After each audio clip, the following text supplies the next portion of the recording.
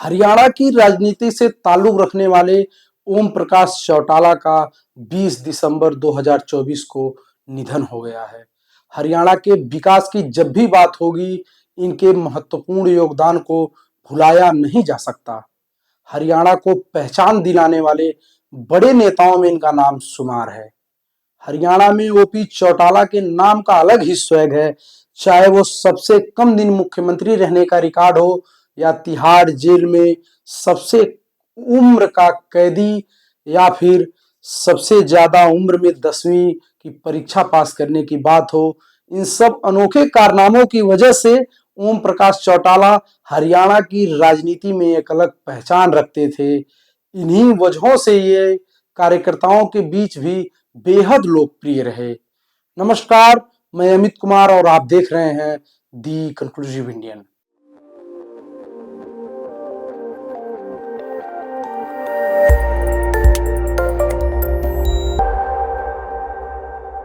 जिंद उनकी राजनीतिक कर्मभूमि रही है।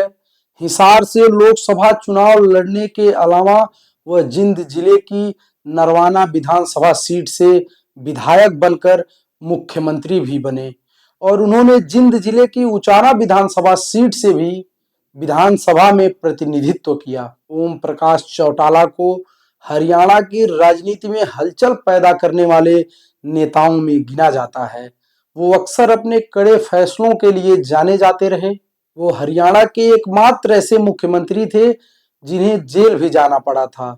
उनके जेल जाने वाले मामले में खास बात यह है कि इसमें शिकायतकर्ता को भी उतनी ही सजा हुई जितनी पूर्व मुख्यमंत्री ओम प्रकाश चौटाला को। ओपी चौटाला जेल जाने के बावजूद अक्सर कहा करते थे, अगर कार्यकर्ताओं के काम करने और जनता को सुख सुविधा देने के लिए उन्हें जेल जाना पड़ता है तो वैसी जेल जाने के लिए हमेशा तैयार हैं।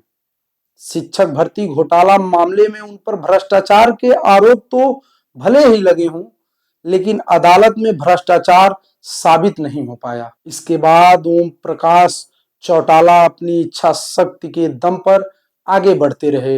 वो राजनीति में दोस्तों के दोस्त और दुश्मनों के दुश्मन भी थे। दोस्ती निभाते हुए कभी यह नहीं सोचते थे कि इसमें नफा है या नुकसान। जब आदमी की उम्र 80 से थोड़ा ज्यादा हो जाती है तो वह अपने परिवार के बारे में अधिक चिंतित रहता है। ओम प्रकाश चौटाला ने अपनी पार्टी इंडियन नेशनल लोक दल को जिंदा रखने के लिए अपने परिवार को एकजुट रखने का हर संभव प्रयास किया, लेकिन वह असफल रहे। उनके आंखों के सामने जननायक जनता पार्टी के नाम से एक नई पार्टी का जन्म हुआ और यहीं से उन्होंने परिवार से नाता तोड़ लिया।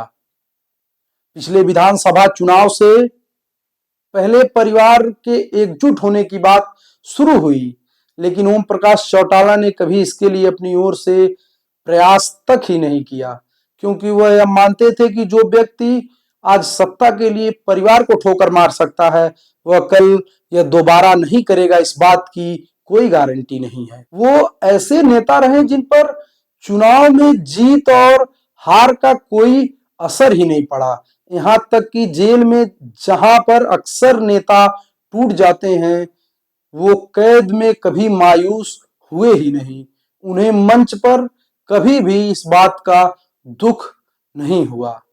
चुनाव प्रचार के दौरान वो अक्सर यह कहा करते थे कि अगर कार्यकर्ताओं को आगे बढ़ाना अपराध है तो वो ये अपराध बार बार करते रहेंगे।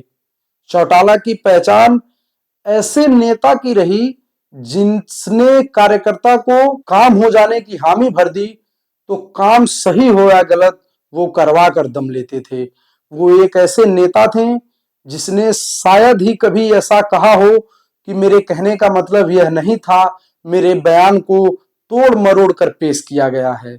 ओम प्रकाश चौटाला का जन्म 1 जनवरी 1935 को सिरसा के गांव चौटाला में हुआ था। चौटाला 5 बार हरियाणा के मुख्यमंत्री बने। 2 दिसंबर 1989 को चौटाला पहली बार हरियाणा के मुख्यमंत्री बने थे। वे 22 मई 1990 तक इस पद पर आसीन रहे। 12 जुलाई 1990 को चौटाला ने दूसरी बार मुख्यमंत्री पद की शपथ ली, जब तत्कालीन मुख्यमंत्री बनारसी दास गुप्ता को 2 माह में ही पद से हटा दिया गया था। हालांकि चौटाला को भी 5 दिन बाद ही इस पद से त्यागपत्र देना पड़ा था। 22 अप्रैल 1991 को तीसरी बार चौटाला ने सीएम पद की पदभार संभाली, लेकिन 2 हफ्ते बाद ही केंद्र सरकार ने प्रदेश में राष्ट्रपति शासन लगा दिया था। 1996 के लोकसभा चुनाव के बाद उन्हें हरियाणा लोक दल के नाम से नई पार्टी बनाई। 1998 में लोकसभा के बीच चुनाव में बसपा से गठबंधन कर हरियाणा में 5 लोकसभा सीटें जीती। इसके बाद उनके दल को मान्यता मिली। इसके बाद उनकी पार्टी का नाम बदलकर इंडियन नेशनल लोकदल कर दिया गया। 24 जुलाई 1999 में चौटाला ने चौथी बार सीएम पद संभाला। दिसंबर 1999 में उन्होंने विधानसभा भंग करवा दी और विधानसभा चुनाव के बाद 2 मार्च सन 2000 को चौटाला 5वीं बार हरियाणा के मुख्यमंत्री बने। इसके बाद चौटाला पूरे 5 साल तक मुख्यमंत्री रहे।